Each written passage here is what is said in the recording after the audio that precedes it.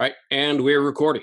This is another episode of Things that First Year Writers Need to Hear, which is, again, the current title until I come up with a more clever one. I'm here today with Jakob Martin Kraft, whom my friends and I have affectionately called Kraft for the years that we've known him. Very He's clever. say again? Said very clever. For a bunch of writers, we came up with some very clever. Yeah, we sure did, didn't we? But anyway, so Kraft and I were sophomore year roommates.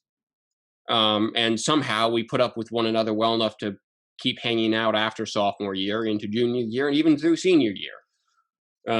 And we've kind of kept in touch to some extent or other in the years since. Varying degrees. Yeah.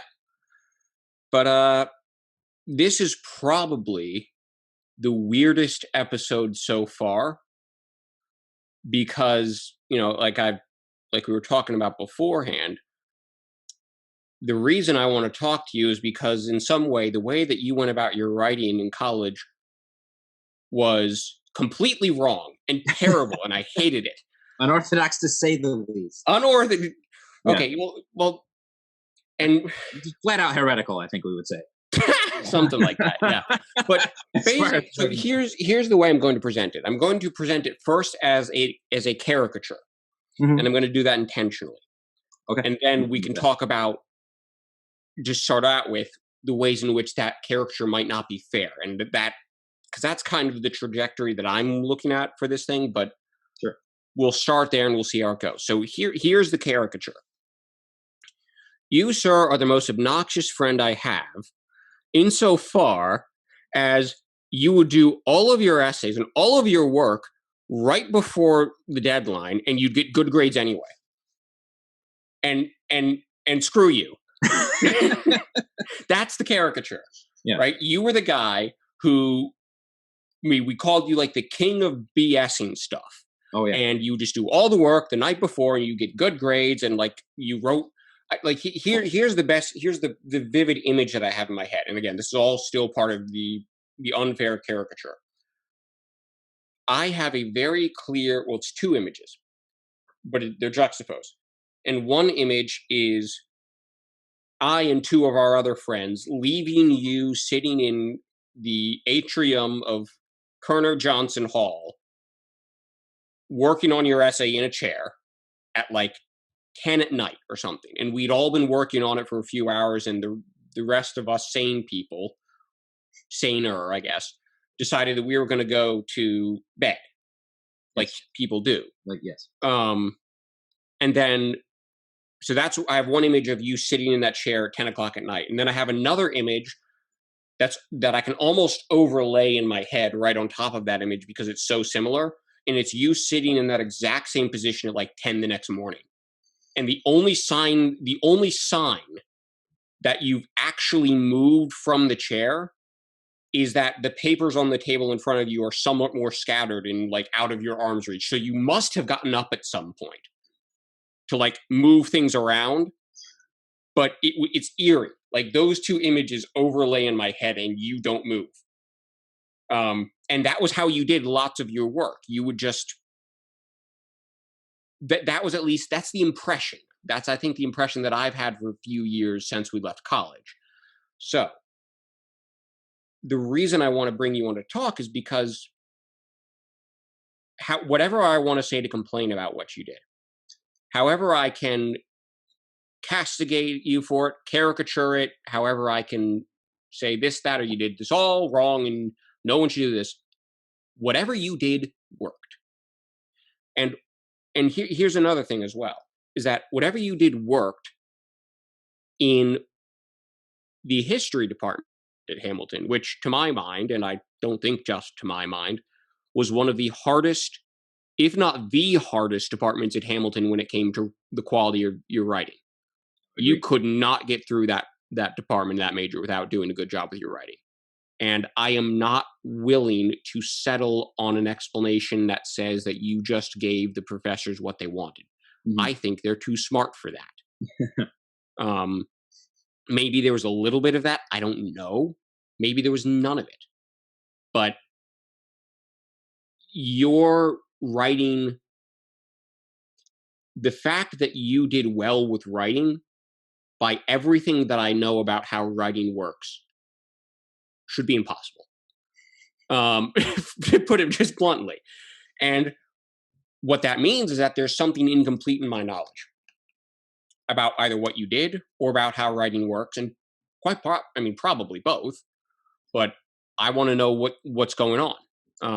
So I appreciate you sitting there and laughing as I lambast you. It's But very entertaining. It's very gratifying to know that I not only managed to make that ridiculous methodology work, but that it annoyed other people. It's very gratifying to me. As someone who appreciates a pun of my own making, the more that the audience groans and hates it. yeah, no, now I'm getting flashbacks. Yeah, it's very gratifying. But I think it's not. You're right in saying that it's not me giving the department what they want. It's not me giving those professors what they wanted, because all of those professors, to whatever degree I enjoyed them as professors and appreciated them as professors, were all quite competent. I'm sorry? We're all quite competent. Okay. That's a very competent department, and I think neither of us are alone in regarding it as one of the toughest. Oh yeah, the toughest writing departments in a school that's known for its writing. So, I'll make a small caveat on that point. Yeah, the difference that I draw between the English department and the history department is this: that it is possible to chart a course through the English department at Hamilton, I think, and take courses that are pretty easy. It's also possible to take, and not necessarily less educational, I don't know about that, yeah. but it's also possible to chart a course through the English department that takes you through very challenging courses with very challenging professors. Yes. There is not an easy course that you can chart through the history department. Yes, correct. Because I just want to clarify that. Yeah, what you have to remember about the English department, or the literature department, whatever it's called now, is that it will always have a more artistically minded path throughout, where you have a lot more leeway in what and how you write. So, but I think I didn't interrupt you for that, though. Oh no, that's fine. That's fine. I don't have a direct train of thought right now. It's more just responding to these spurious allegations, which are quite correct. I would do most, if not all, of my work at the last minute. That's not to say I did all of it at the last minute, because there were many assignments that required bringing a draft to the writing center, going over it, that sort of thing. Which I'm sure all of that was helpful. And I think it's important, mainly to keep in mind that I didn't just come to Hamilton from nowhere. I came from a pretty good college prep school that had some excellent writing teachers in it. And I kind of cut my teeth there after having, I don't think I ever wrote a full formal essay until I got to high school, because I was homeschooled through then, and I didn't do too much writing. I just kind of read everything I could get my hands on. And I have a feeling that more than anything had a big effect on on how I write and on what I write. And as far as, I did have a thought as you were talking about, especially when you're talking about sort of giving the department what they want to hear. I think in a way that still is kind of correct, because I think in many ways I gave them what they wanted to read from a style standpoint. Not necessarily that I kind of regurgitated points that they wanted me to have learned in their class, but more so that I managed to carry a thought through a paper in a coherent manner, and did so in a competent way, stylishly, style-wise, I should say, because that was a big thing for that department. Was not just here's how you make a coherent thought, but also here's how you make your paper punchy and readable, and don't get bogged down in word salad.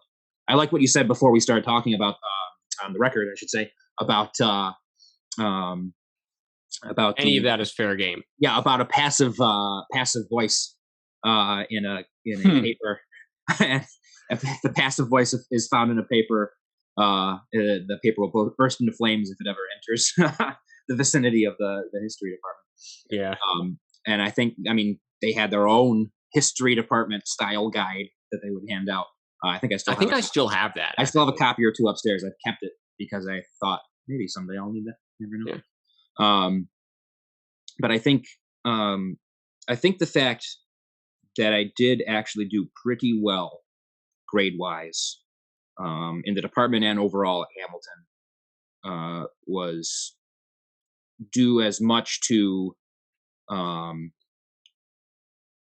to I think partly natural and partly developed talent for style, and not to say style over substance, but that I was able to come up with coherent points and then present them in a well written way as far as style goes, and I think that was appreciated in a way that the opposite might not have been, So, because you know a well a very unique, creative standpoint that was lazily written with lots of passive voice, um, I think might get lesser grades than something that's, oh, well, that point seems kind of obvious.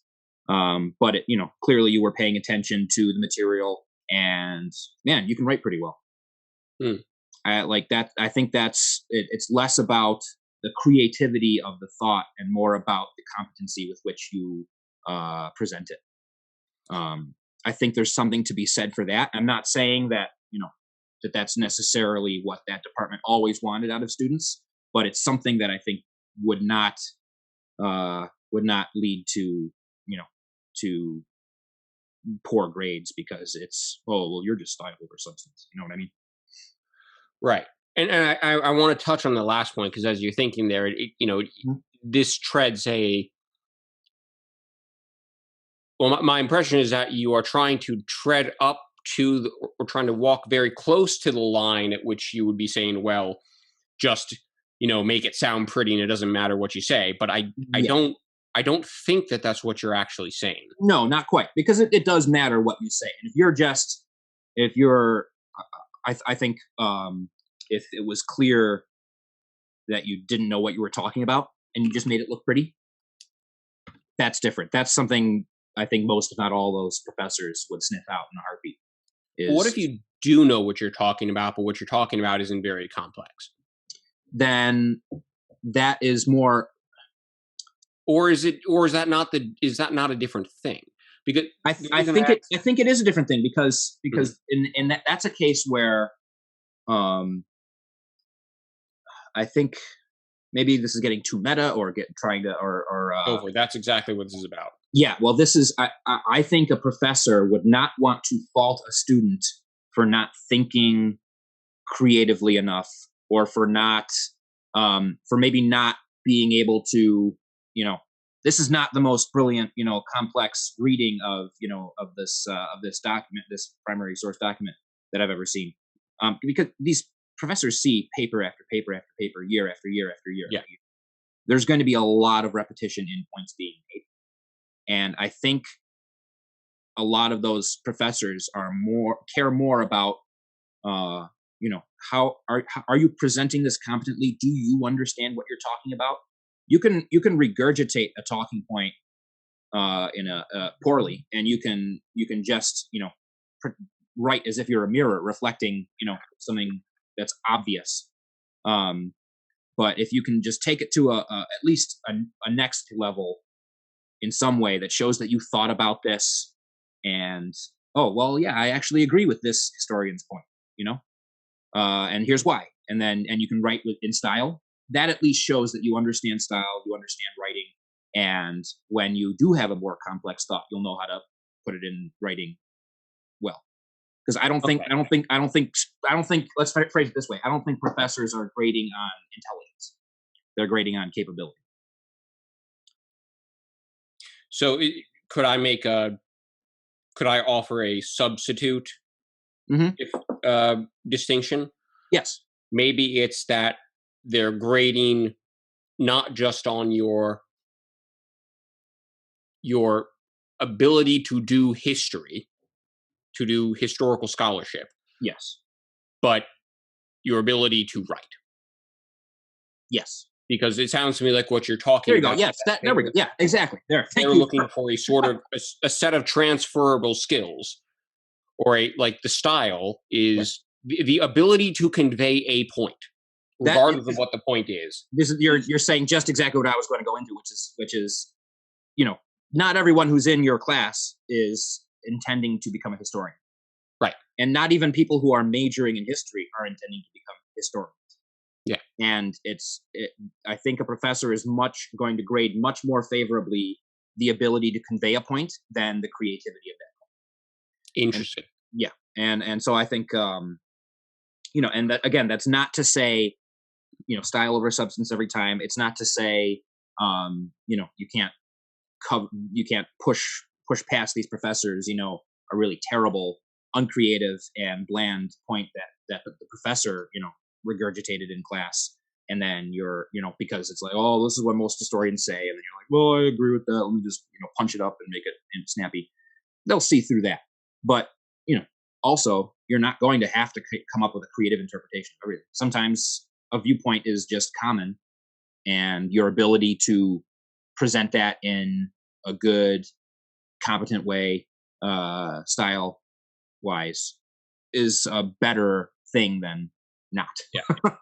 Oh yeah. I mean, because transferable skills is the way to say it. if you take the two hypothetical examples we had, where you have one paper that makes an incredibly complex and interesting and novel point, Yeah. and hides it behind a bunch of passive voice and convoluted style. Yeah. And then on the other hand, you have one that makes a decent and a good enough point, because Yes. we're always assuming that it's a good enough point. Good enough point. Yes. And conveys it very clearly. Yes. Well, what I see and this I'm speaking from experience having graded papers, is that second paper probably does get a better grade. And it's not because I value style over substance.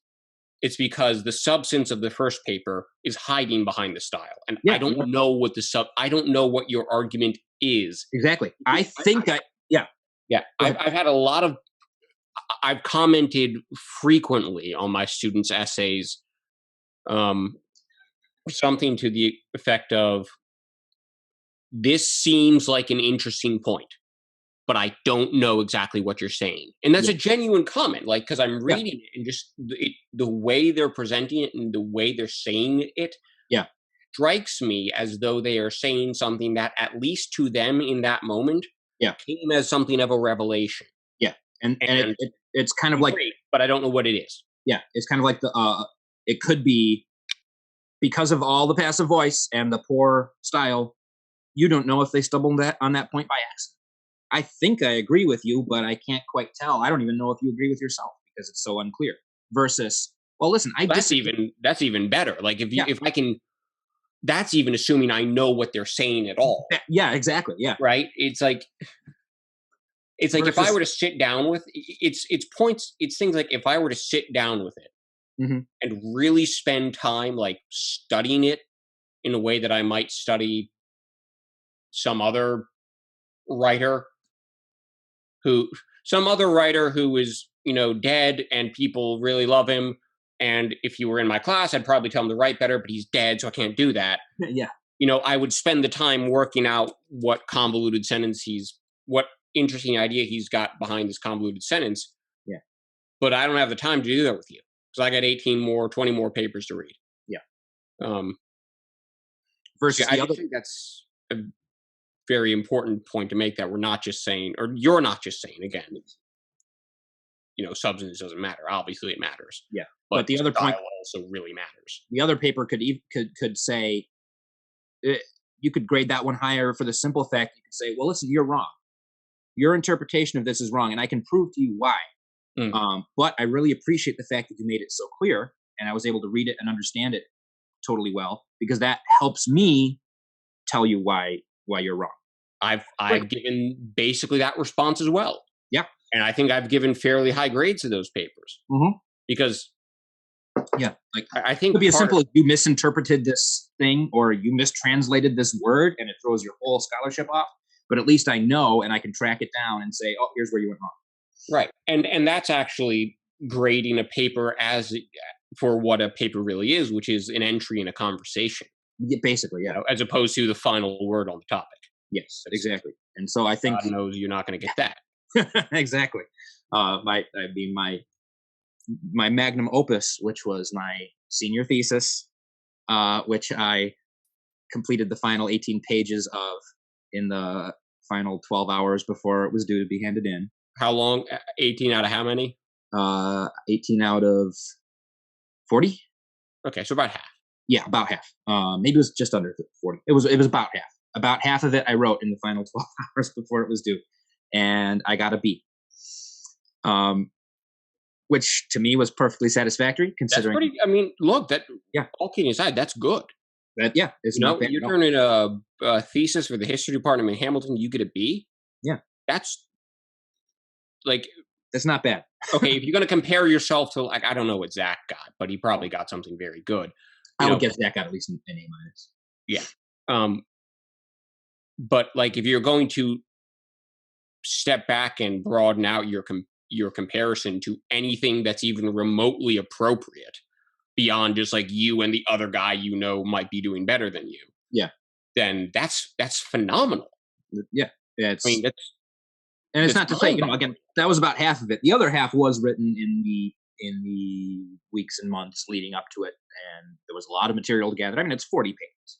You don't just research and obtain material for and then write a 40-page paper, in a day. But the final organization and elucidation of my point, or points, I should say, was done in quite a short time. But that sort of that thesis is also not the last word in anything. Right. I think it's actually something I would like to return to maybe someday, because I think it's a cool subject about which there is not that much written. Can you give us a brief rundown? I don't mean to divert. Yes, I don't want to take a tangent off of a tangent, but no. But it essentially, yeah, it's about a Polish historical figure, Tadeusz Kościuszko, who also figured prominently in the American Revolution, and essentially, took a step of recounting some of his biography in an interesting way, comparing some of his biographies and some primary sources, and then going on a larger trajectory about his role in Polish-American relations and Polish-American culture, and so on. So it was a sort of a historical stroke cultural paper. And what was his name again? Tadeusz Kościuszko. Could you spell that? I'm just wondering if there's I can try. anyone who's listening to this, myself included, who might want to look it up. Tadeusz, I think. Tadeusz. Kościuszko, Kościuszko,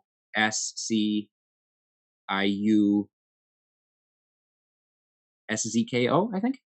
That's close enough. Google will be able to. Well, yeah, it'll correct it if someone is looking that up. It's just an interesting thing. Yeah, and actually, to be fair, George Washington, I think, spelled his name 5 different ways in various letters, and all of them were completely wrong, not even close. So that's fantastic. I think if you can do as well as George Washington, you'll be okay. Yeah, that's a pretty good bar. In good company, at least. Yes. So who knows? Maybe someday you'll be able to misspell his name in Google and come up with my re-edited monogram on the subject. Monogram. I always.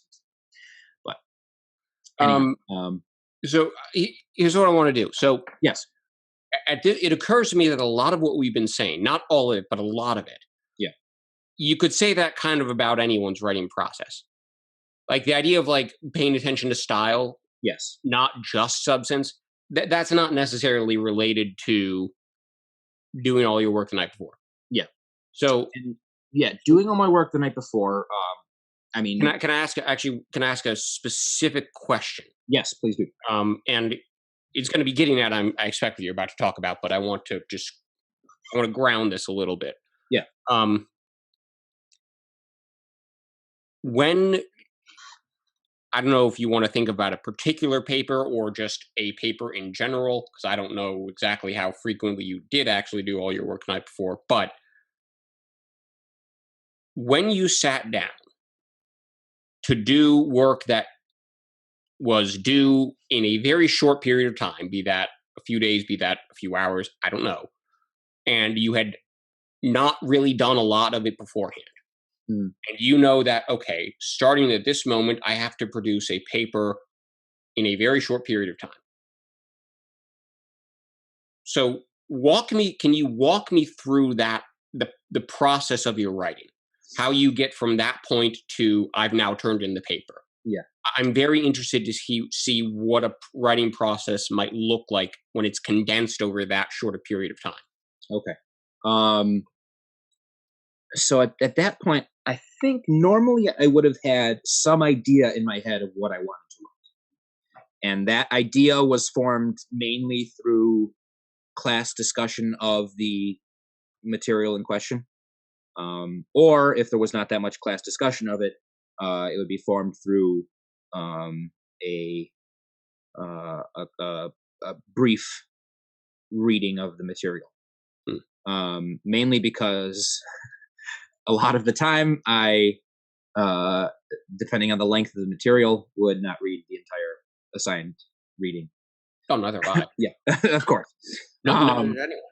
I think most people didn't, but most people took their time to read the parts that they were interested in writing about, and would then, and would do that ahead of time. I would normally have some idea in my head of what I wanted to write about. Again, because I think in most of these classes there was some discussion of the topic before we had to write about it normally. And so I would have some idea in my head, and I would have the writing at hand, the reading at hand, excuse me, the material, the subject, and more or less I would try to come up with my thesis. I would try to write that first. Actually, the first thing I would always do is make sure my formatting was in order in Word, because then I could feel like I've accomplished something, and I would justify myself a study break 10 minutes in, because I had successfully set up my paper to write up. And so then I would usually focus on coming up with my thesis statement, thesis paragraph, something that I would put a fair amount of effort into making, again, stylish, punchy, direct, as much as I could.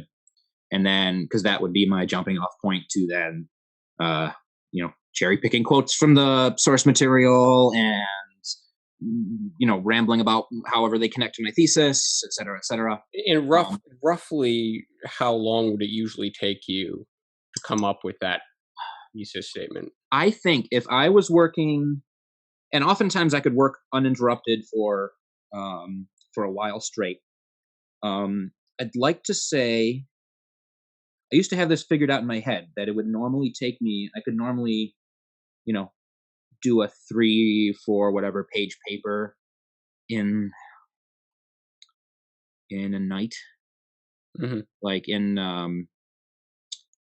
I can't remember. I don't want to say that it was like. I'm just thinking right now about the thesis. Like the thesis. Yeah, the thesis. Normally that wouldn't take me too long, because I wasn't too much worried about what that was, as opposed to, can I get enough material to support it to fill this paper? Okay.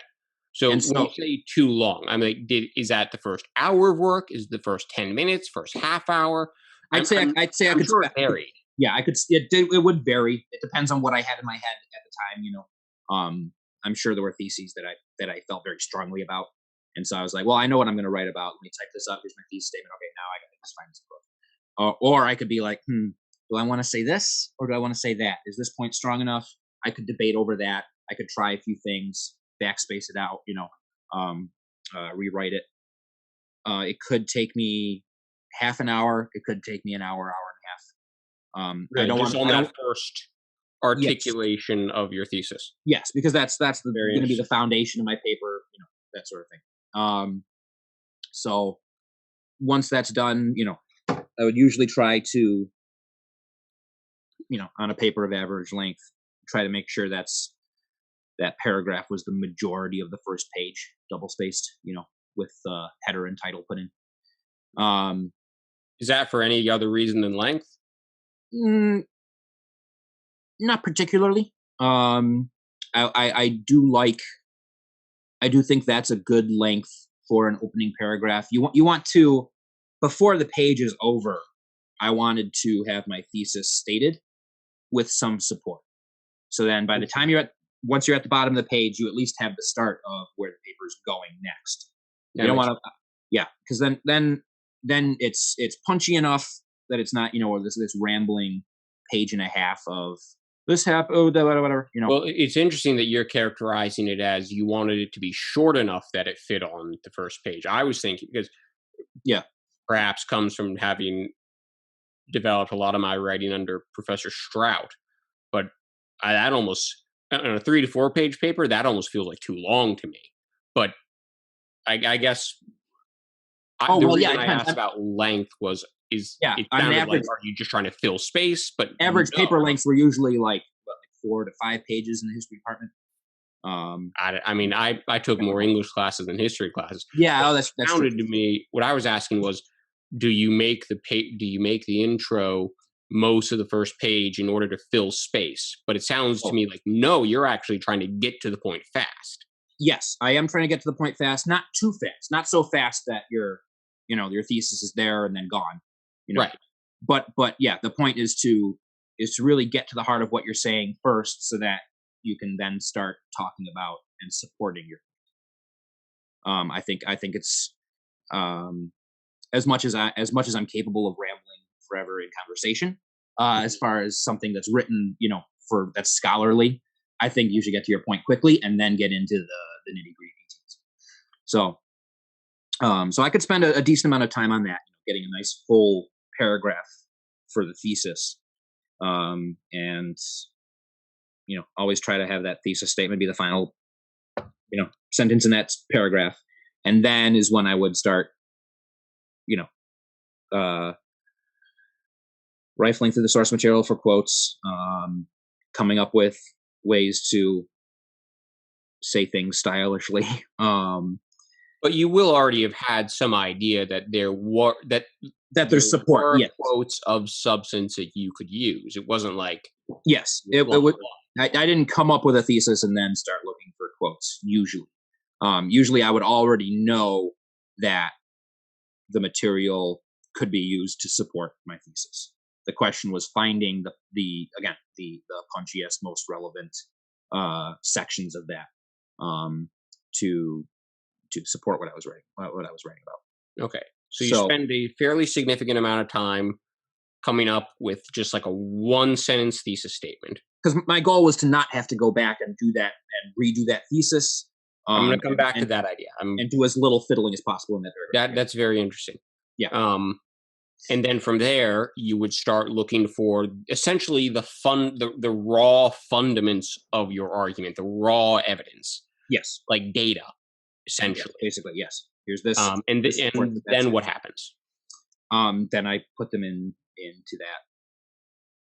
Then it's an interesting process. This is where I have to kind of get a little more into the process overall, as well as for this specific step, because Mhm. this is the most kind of fluid section of the paper and the most fluid section of my writing, um, where I could very well go off on kind of a stream of consciousness, ramble, plugging in some quotes, and then go back to that section and say, okay, well, here, let me move this down. Let me select this entire block of text and actually drag it down because I like how it's written, but this should go down here. There was a great deal of back and forth, kind of vomit up something with a quote and then vomit up something else with a quote and then let me move this down, move that around, kind of dumping Lego pieces on and then like reassembling them into something sort of Very thing. similar to a metaphor that I use. Yeah. Yeah. So So once I had that foundation in place and the playing field, then I could start just kind of throwing stuff out there, seeing what sticks, what doesn't stick, and then rearranging it. And that's what the bulk of the writing would be. And like I said, my goal would be to, to not have to go back and redo the thesis and start from scratch, to not have to do too much editing of the thesis and the thesis paragraph. I wanted to have that as foundational as possible. And if I had to, if I had to drop a quote that I liked, because I really didn't like having to do this, like to drop a quote that I really liked, because it wasn't quite in tune with that thesis, because that's that much of that paper that I won't be able to write. I'd have to come up with something else to fill that space. But I kind of didn't want to mess with that thesis statement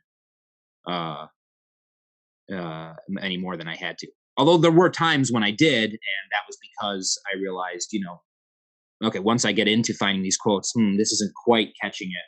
I got to go add something to this thesis, or reframe it slightly so I can, use these quotes and fill more space in the paper. The goal in my head was less, what do I want to say, and more, how many more words do I have to, write? So, well, I mean, okay, so geez, I have how many reactions to that? So I think I have 3 reactions to that, and I'm gonna see if I can lay them out quickly. Mhm.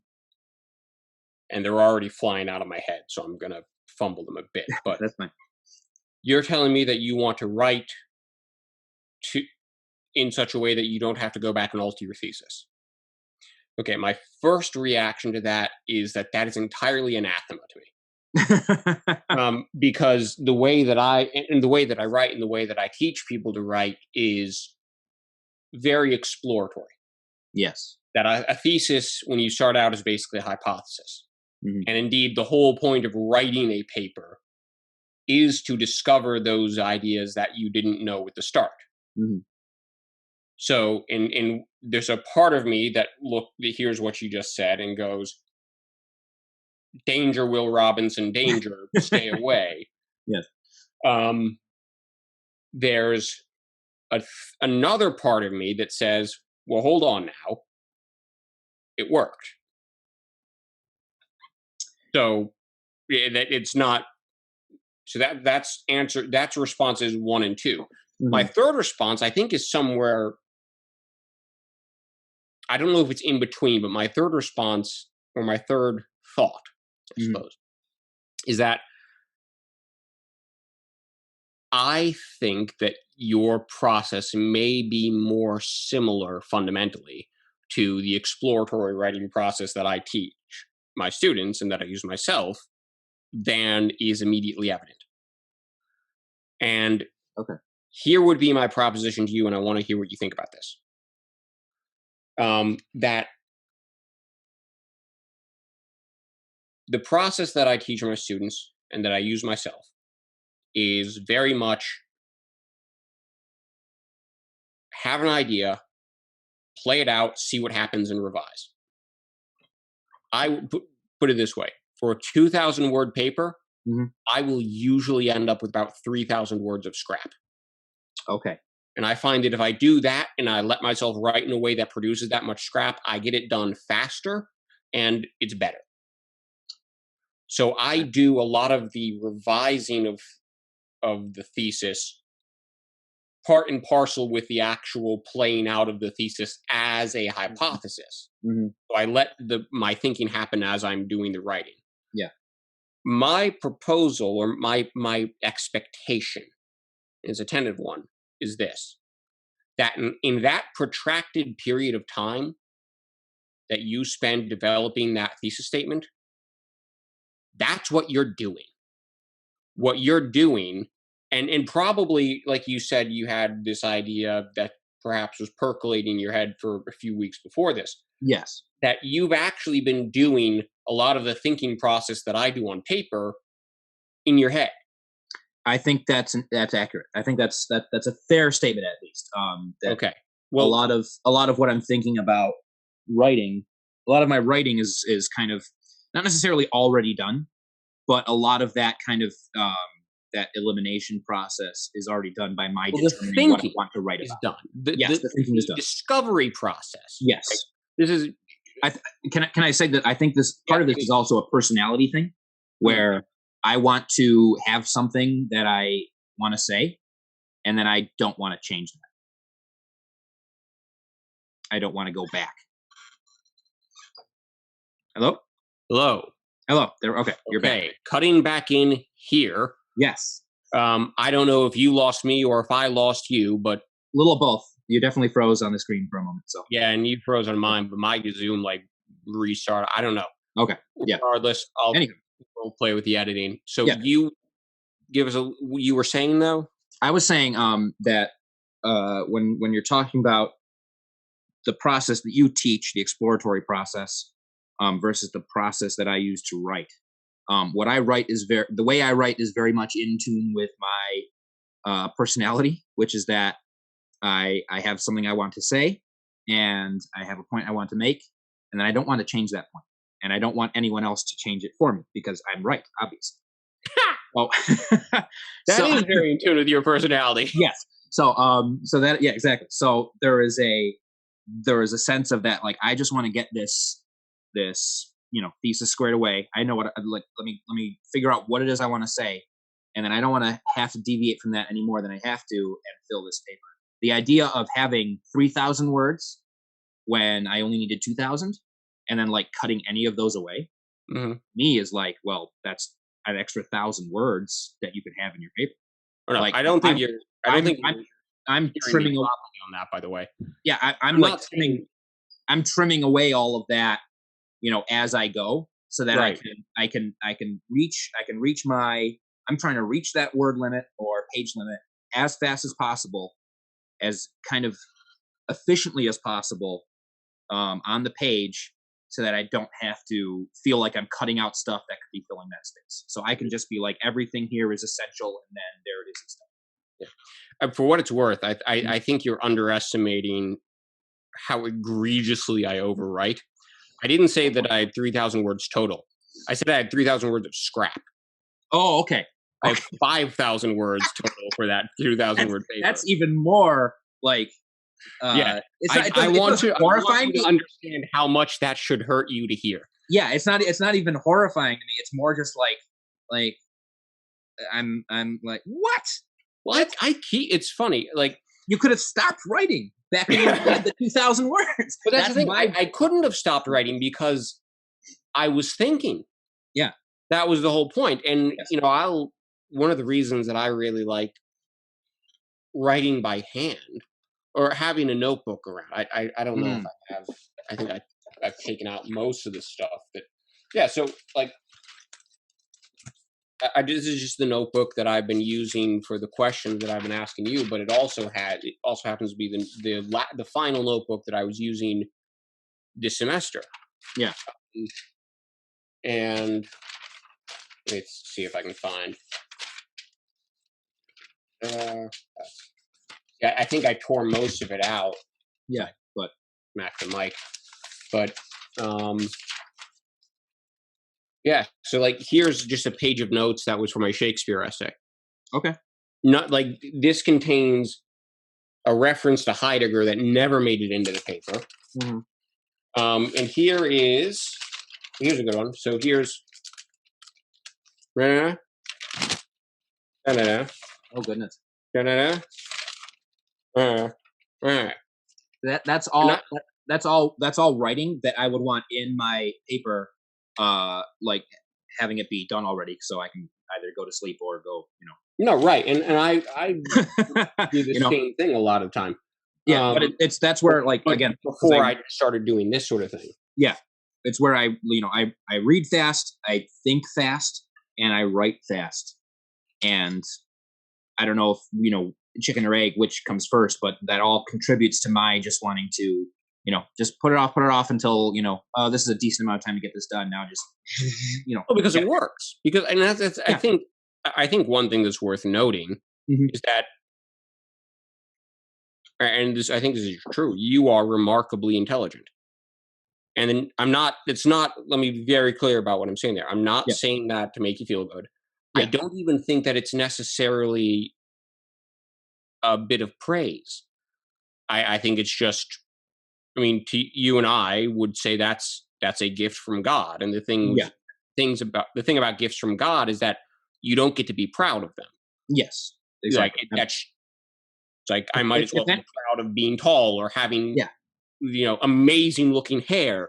And Or if anything, I would have no problem with, and I clearly haven't, because this is, I'm sure, has been the case with most of the grades that were higher than mine in college. Those went to people who, even if they weren't as talented of a writer as I was, as far as natural talent Mhm.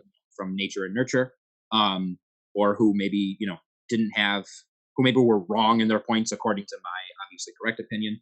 They put in the Definitely. work. They put in the work to to cover for any of those disadvantages or any of those missteps by just working hard and redoing their paper until it was good and they got those good grades. And I'm not jealous of that by any means, because it's like, no, you outworked me. That's fine. Yeah, right. The fact that I can get away with this, with doing all those things last minute, is not necessarily of benefit to me, or to my, or to things later on in life, or to things like that.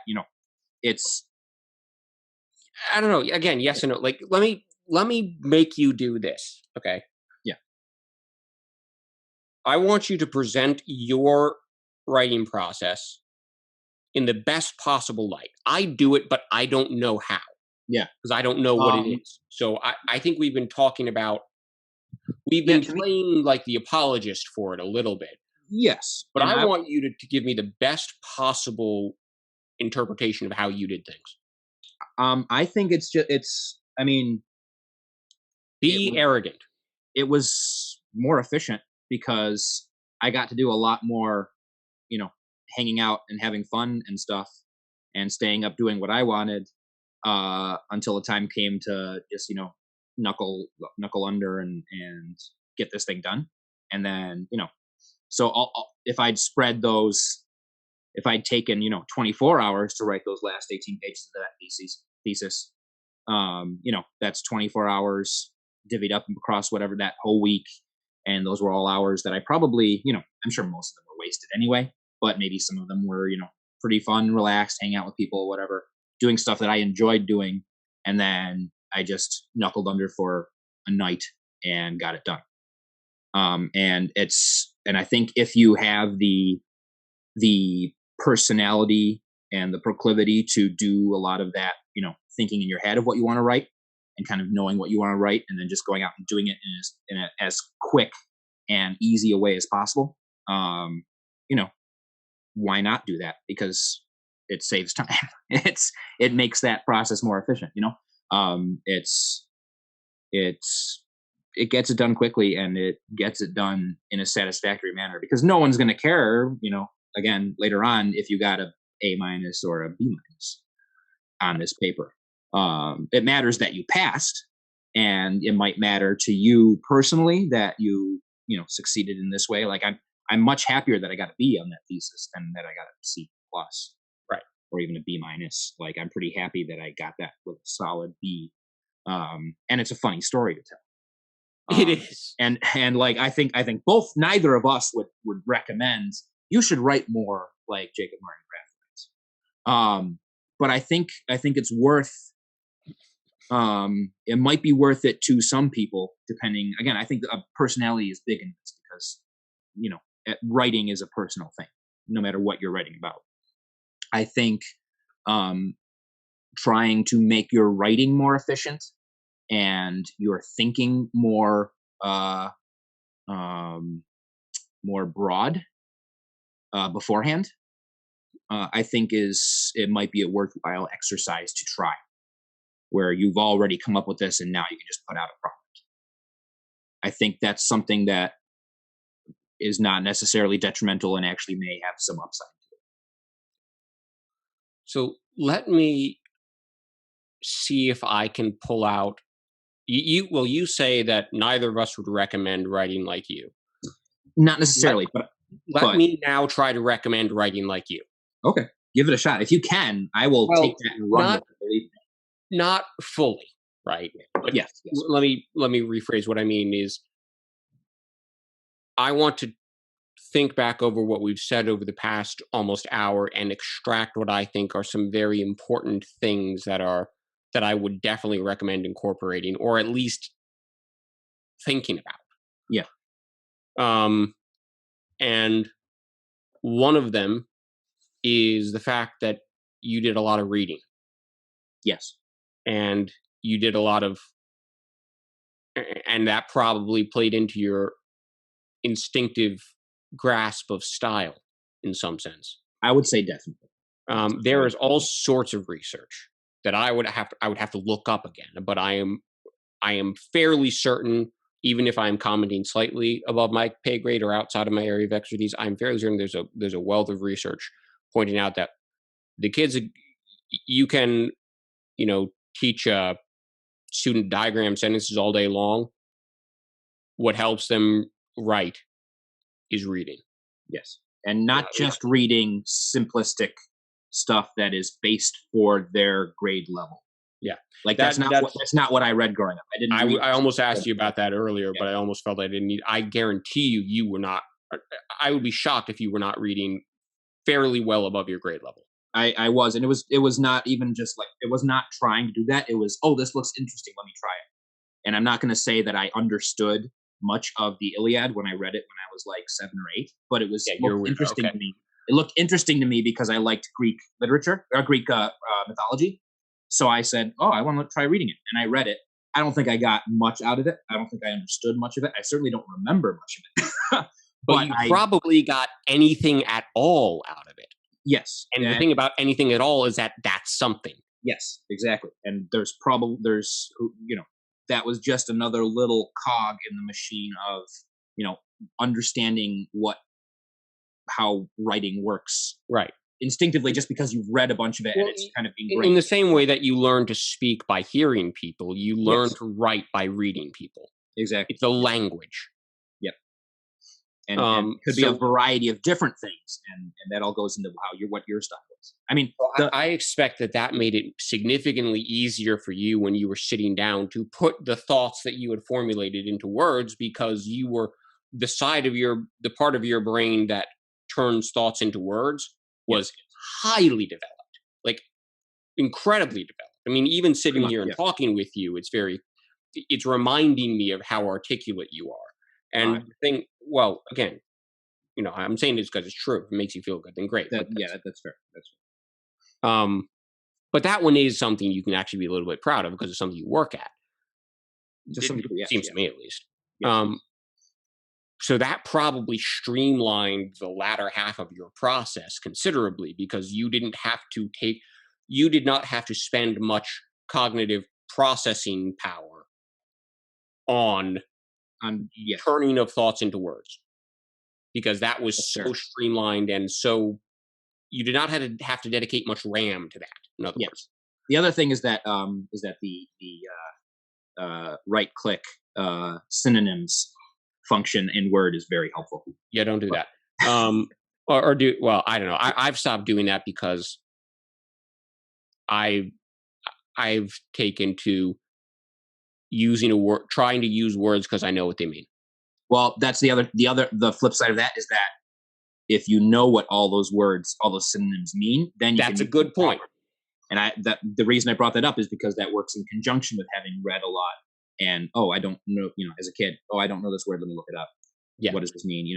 And so then you're just like, well, I need another word. I know there's one out there. I can't think of it. Okay. Thesaurus. Oh, that's that's just a reminder then. That's what I'm saying. Yeah. It's not. Yeah. I've run into reading a couple people's, friends writing and stuff like that, and saying, oh, you're using this wording correctly. You keep using that word. I don't think it means what you think. So. Yes, Prince. I'm glad we managed to work in the Princess Bride reference. I wouldn't feel like we'd done our job if we hadn't managed that.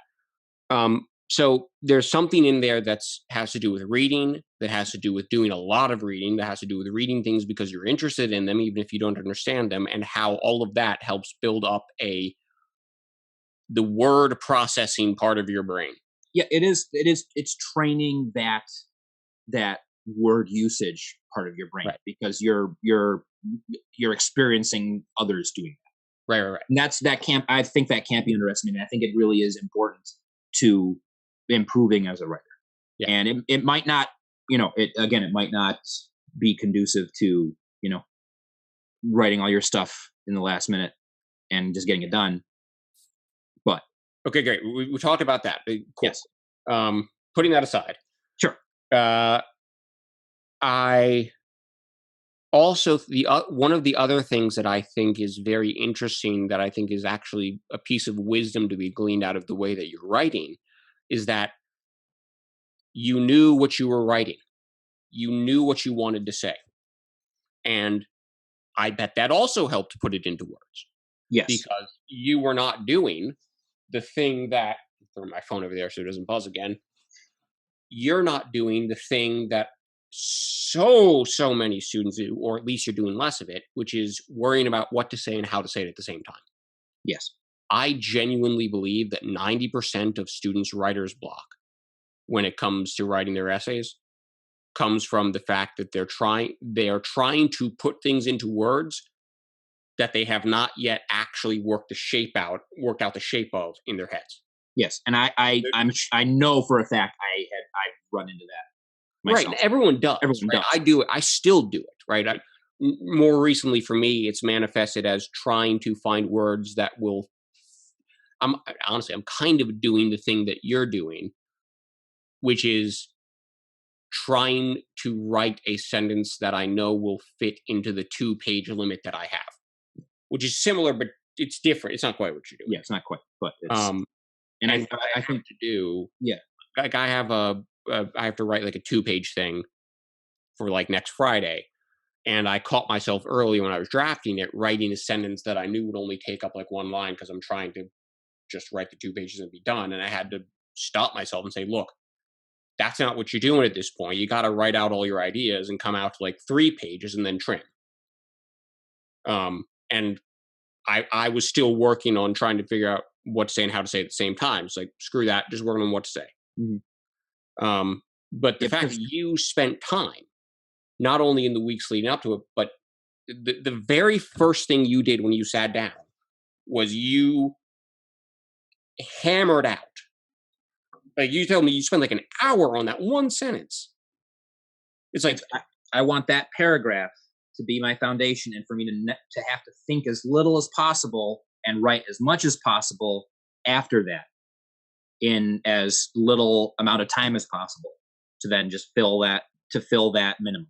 Because right, so, once you have that basis, then you can just, ideally, you just charge forward. Here's this quote, bang. Here's this quote, bang. Use as many words as you can to keep filling more space, but right.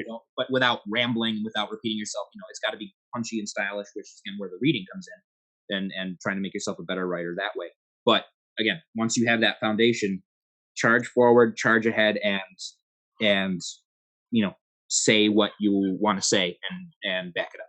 Yeah. Again, I would say that, I tell my students I'd rather you turn in something that's like half a page or even a page short, provided that you've actually finished your argument. So like when it comes to you saying use as many words as you can, I'd say no, don't. But yeah, use as many words as you need. But again, yes, I'm just trying to separate wheat from chaff here, because there's wheat, but there's also chaff, but there's also wheat.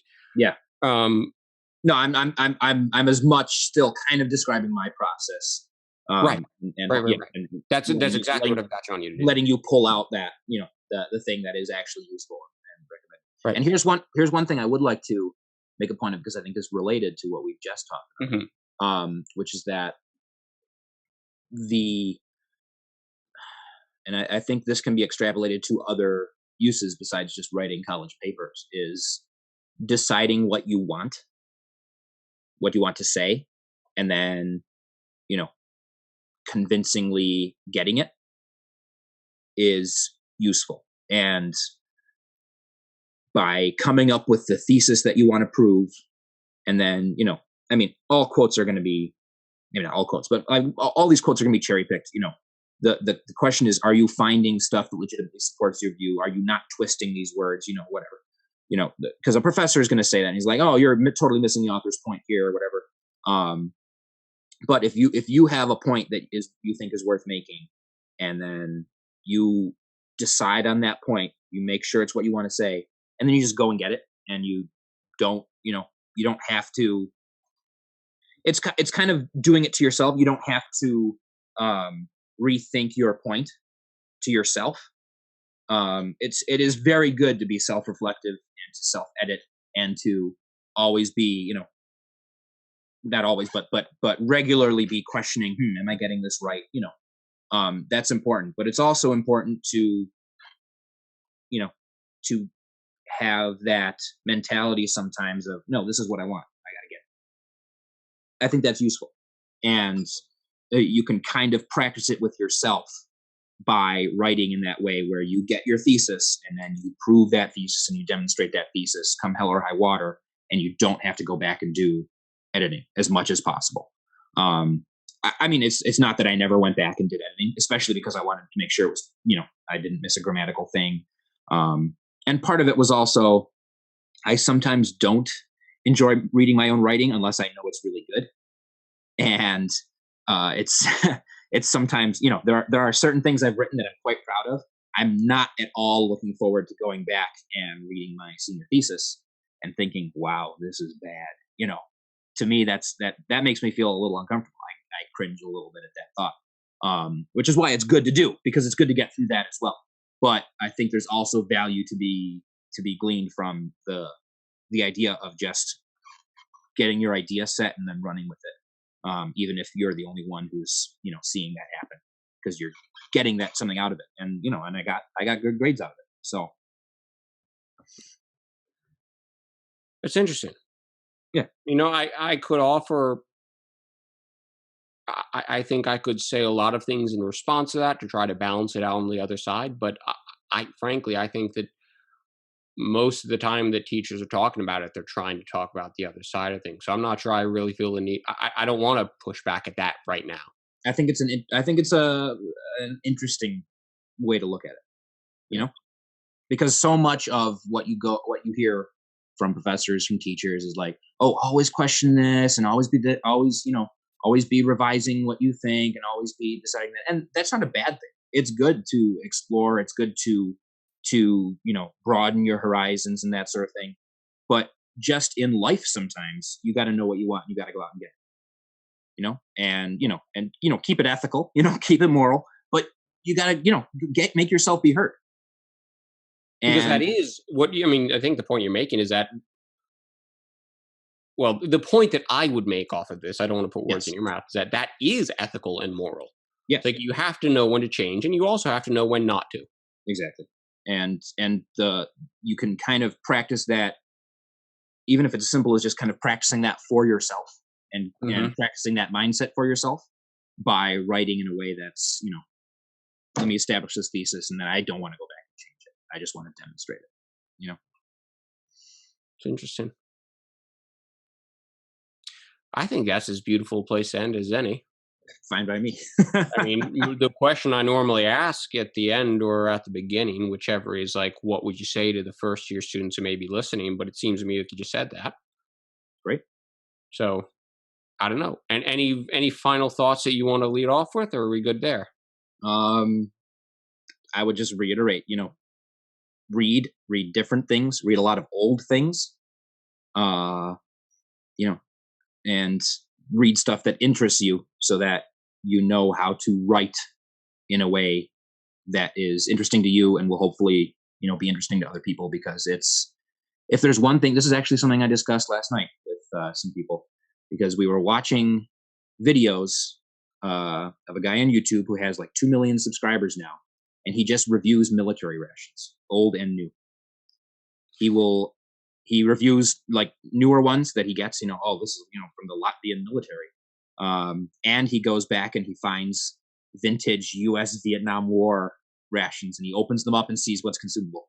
And he is charismatic and entertaining and has 2 million subscribers. I don't know what he makes on Patreon with donations and stuff like that, but he is successful because he does something that he's interested in. and other people just love that, even if they didn't know they were interested in military versions. And Considering so it's if going you, up on YouTube, what's the channel?